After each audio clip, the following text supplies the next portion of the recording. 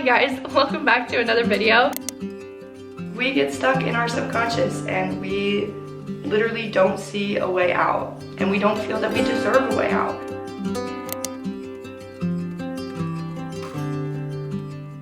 I'm so sorry for my absence. I was sick all of last week, but thankfully most of it is out of my system by now, and I've missed talking to the camera. I've missed talking to you guys. So we are going to be talking as if we are on a FaceTime together. I'm going to be very candid, but we're going to talk today about self-sabotage and why we do self-sabotage, because I fell victim to self-sabotaging myself. And I wanted to talk about it. I wanted to talk about why we do it, where our headspace is when we do it, and yeah, I'm also going to be getting ready for the day. So that's why I look like this. Pardon the jump scare, but I just washed my face and I'm going to follow it up with the rest of my skincare. So let's hop right into it. Hold on.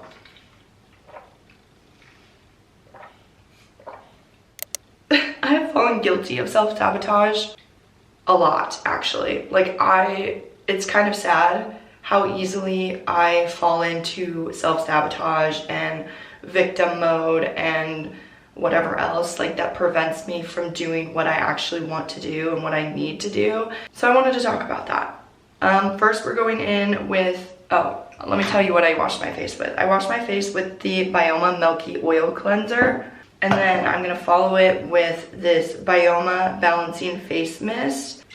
This is still weird for me because, like, spritzing my face is kind of weird. I don't know. Okay. It feels nice, but it kind of feels weird at the same time because I'm like, am I doing this right? Okay. Self-sabotage. Let's talk about it. What is it? Let's actually look up the definition of what self-sabotage is. Self-sabotage is any behavior that is harmful or potentially harmful towards the person who engages in that behavior. It's also caused by subconscious fears, low self-worth, or negative beliefs, leading to behaviors that hinder goals. And some examples of these behaviors are procrastination, self-criticism, perfectionism, and relationship sabotage. Why do we self-sabotage? Because we get stuck in our subconscious and we literally don't see a way out, and we don't feel that we deserve a way out. We have all of these big goals and hopes and dreams and aspirations, and we start working towards them, and it actually starts to feel real. Like, we could really achieve whatever it is that we're working towards. And then we shut down and we get scared and we start to self-sabotage as a way to prove that internal voice in our head that says that we're not deserving of that or we're not good enough for that. We're proving it right, essentially, by self-sabotaging. And it's this endless cycle because you constantly want to make, like, if you think something in your brain, that becomes a reality. So if you're thinking in your brain like, oh, I want this, this, and this, and I genuinely believe that I can do it, and you start to actually incorporate those good habits and routines and the practices that are going to get you to those goals, and you've got the mentality of, I am worthy of this, I'm deserving of this, I can do this, you're going to achieve it. Every once in a while, though, you do run into those snags where you're feeling like an imposter. You know, imposter syndrome is a big thing that I think ripples into self-sabotage. You start to feel the imposter syndrome and you're like, I don't know how I'm here. I don't know that I deserve this. Am I deserving of this? Can I actually do this? Why is this happening to me and not somebody else? Like, I feel like somebody else would be far better suited for this. And then you let yourself, like, you open yourself up to allowing self-sabotage, where you let those bad habits back into your life. And, you know, whether that's simply distracting yourself by watching TV, or, you know, I don't know, maybe there's this person in your life that you go to when you want to be distracted. Okay, next I'm gonna go in with my Bioma Hydrating Serum.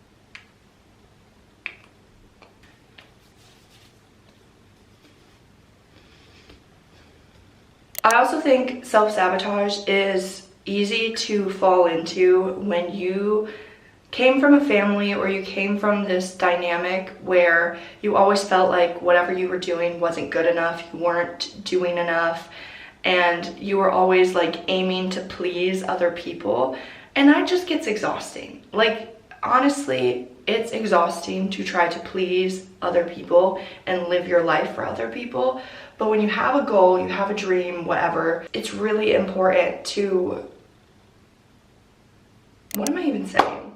Honestly, what am I even saying? I know how to talk about self-sabotage, but I also, again, right now, filming this video, I feel like I am an imposter, because like, how dare I speak on this, even though I literally experienced self-sabotaging this whole past month. And it's like, I wanted to talk about it because I wanted to share this experience with you guys and show you that it's actually pretty common and it's not something to beat yourself up about. But here I am standing in front of the camera and I'm like, I don't know what I'm talking about. Do I know what I'm talking about? Like, you're literally witnessing me experiencing imposter syndrome, and I want to turn off the camera and I want to start over, or I want to pretend that I didn't have this idea and just like not film. That's literally self-sabotage. That's literally imposter syndrome. I'm experiencing both of those right now in front of the camera, but we're going to power through, because any experience that you have gives you experience to talk about. No matter the degree of experience, you still have a right to talk about what you're experiencing, what you're feeling, and what you're thinking. Sometimes it's super innocent and it's not that bad. Like I said, a simple example is knowing that you have work to do, but you choose to distract yourself by watching TV or hanging out with friends or whatever, so you're not focused on what it is that you actually need to do.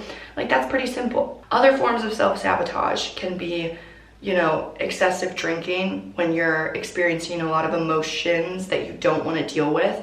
People turn to alcohol, people turn to violence, people turn to drugs. It's like a common coping mechanism for when you're experiencing a lot of emotions that need to be worked through and you're just not ready to work through them.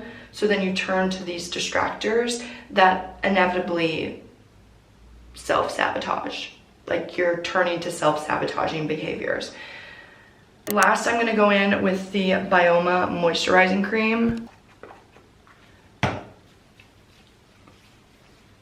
So in high school, I had started dating, and this person was the first boyfriend that I had ever had, and I was in a big group of friends, all different ages, and I think the thing that I struggled with the most was continuing to honor myself and like do the things that I wanted to do while still having those friends that did things that I didn't really like. I'm not gonna lie, I'm struggling to figure out how to talk to you guys. I'm struggling, honestly. Here's the hair. These are the results of my sock curls. But what was I saying? Let's talk about recently. So recently, self-sabotaging for me has looked like giving my time to people who don't have my best interests at heart. I use them as a distraction, essentially. I didn't want to, and I didn't do it intentionally, because that's the thing. Most of the time when you do something that's self-sabotaging, you're not always intentionally doing it. And it's not until after the rose-colored glasses come off or after the bubble is popped that you realize what you were doing was self-sabotaging. I didn't realize it until after this event happened, and I felt totally disconnected with myself and I guess where I was heading and the direction that I was going and what I wanted for myself. I let myself get swept up in the excitement and the newness of everything. I got so swept up in that and so distracted with that I pulled away from the things that I normally would be doing. Like, I'm a person who loves routine, and my routines were all out of whack just so I could give my time to this person. I wanted to do what happened, you know, like, we were too, I don't know how to say it without it like sounding weird, but I was just as much of an active participant as this other person, and I didn't realize until after just how far I had gone off of the path that I was on and the things that I wanted for myself, because I just wanted attention. It sucks to say it, because I'm over here telling you guys that, you know, you have to be okay with your own company, and, you know, you have to be so solid in your relationship with yourself before you can have a relationship with someone else, before you can be with someone else. Because if you're not fully good with yourself, you will become dependent on someone else. You will become addicted to the way that someone else makes you feel, and then you pull away from yourself in that moment.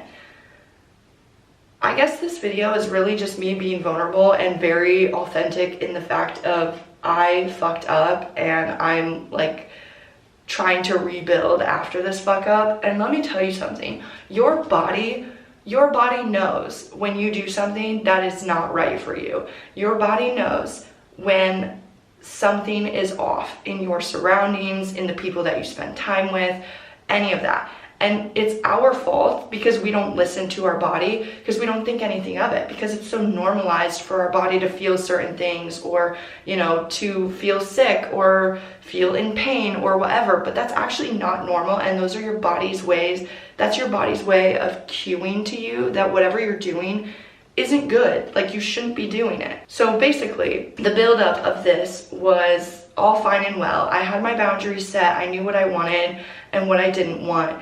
And I agreed to something that I probably shouldn't have agreed to in the moment.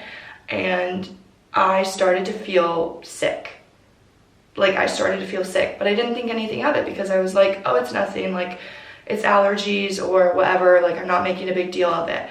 The day of whenever this plan was going to happen, the day of, I woke up and I was sick. Like, I knew I was sick. I didn't have my voice, like my voice was 10 times worse than it is now. I was coughing, I could barely speak because it hurt so bad, and I didn't think anything of it. I literally pushed it aside. I was like, no, I'm not gonna let this interfere with my plans, right? I was so stubborn. And so clouded by the rose-colored glasses of what I thought I wanted. Flash forward, I'm there, I'm with this person, and I am just like not feeling good at all. But I just overlooked it.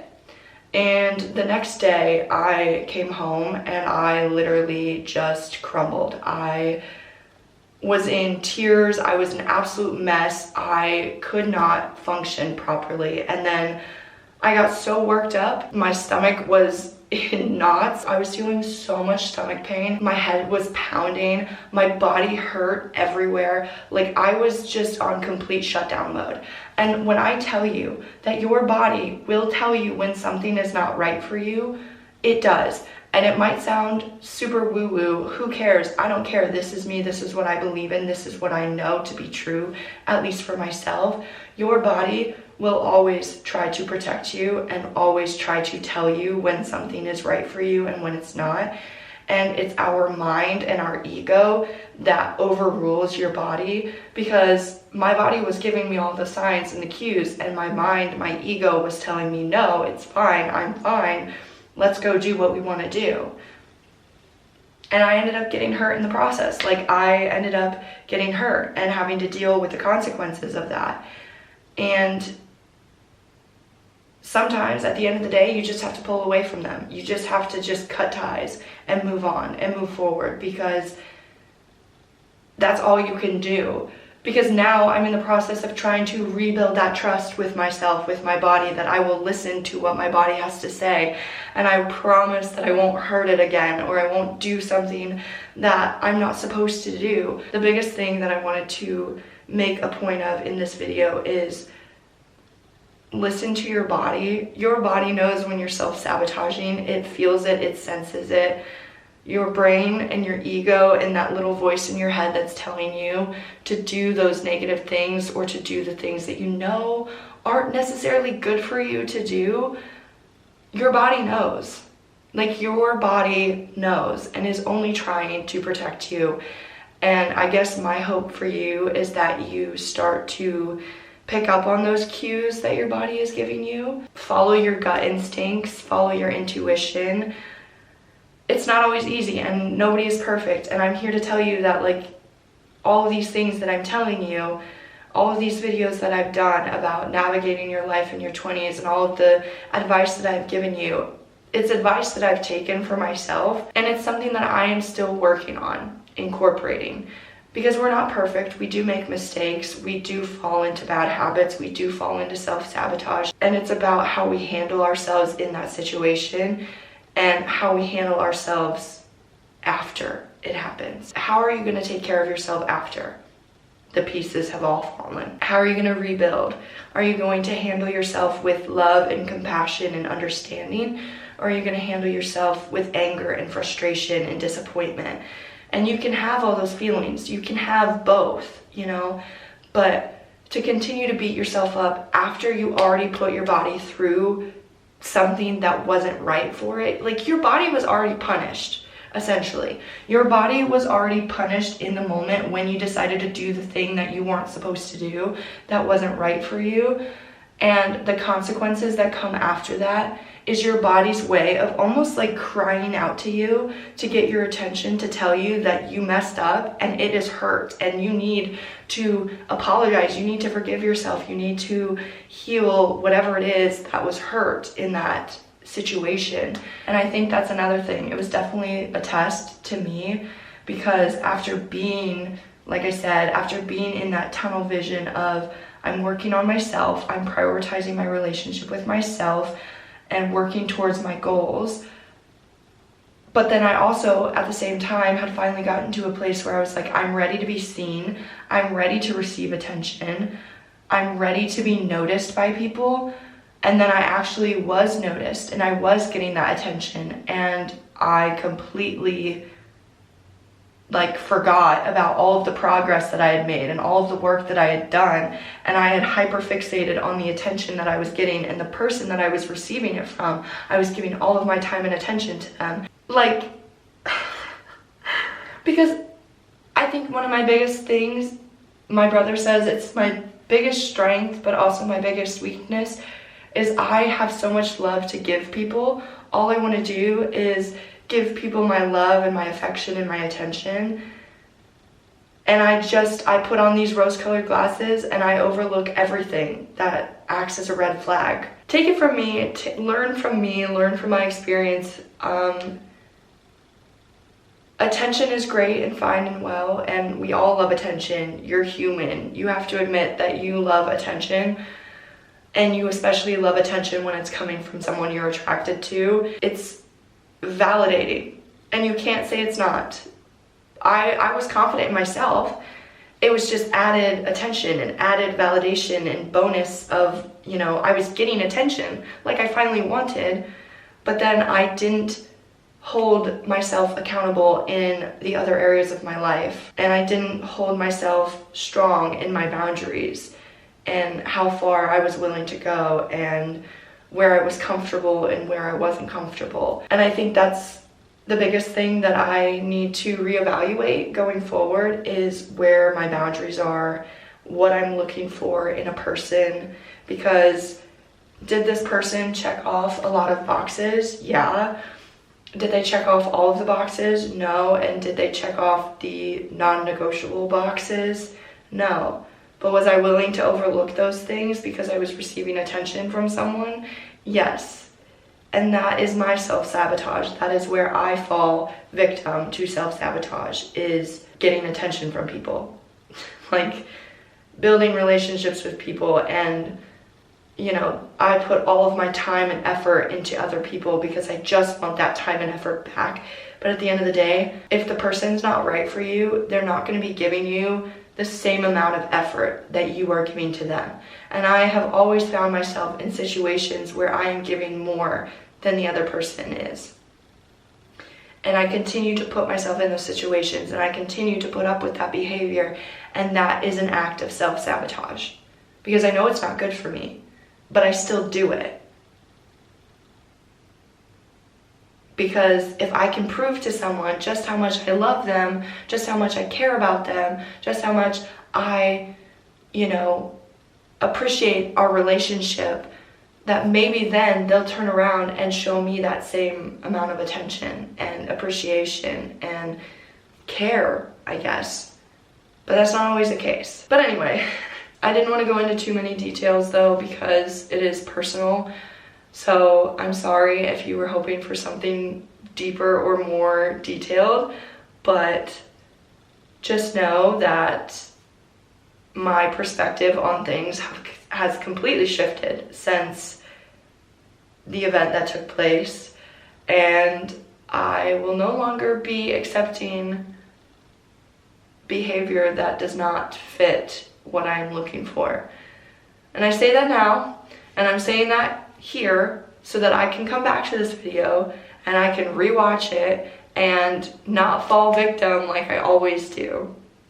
We're trying to break bad habits. We're trying to break out of those toxic cycles and toxic mindsets and trying our best to be better, do better, and receive better. But we also have to be willing to accept it. You know, you have to be willing to accept better. And if you don't think you're deserving of it, then you're going to constantly continue to get what is beneath you, because that's where you think you are. Does that make sense? I don't really know. But anyway, I hope this video was helpful. I know I didn't make it super generalized like most of my videos, but I just felt like sharing and getting this off my chest. I hope it helped. I hope you resonate with it. Not because I hope you're experiencing these things, but if you ever have experienced these things, I hope you feel a little less alone in how you were feeling or what you were thinking, because self-sabotage and the consequences of self-sabotage can feel very isolating. You feel very alone and you want to just kind of pull away from everyone and everything. Don't punish the good people in your life for the things that the bad people did. And don't punish the good people in your life for the bad choices that you made, because that's not fair to anybody else either. I'm gonna stop there. Thank you guys so much for watching. I will see you guys in the next video.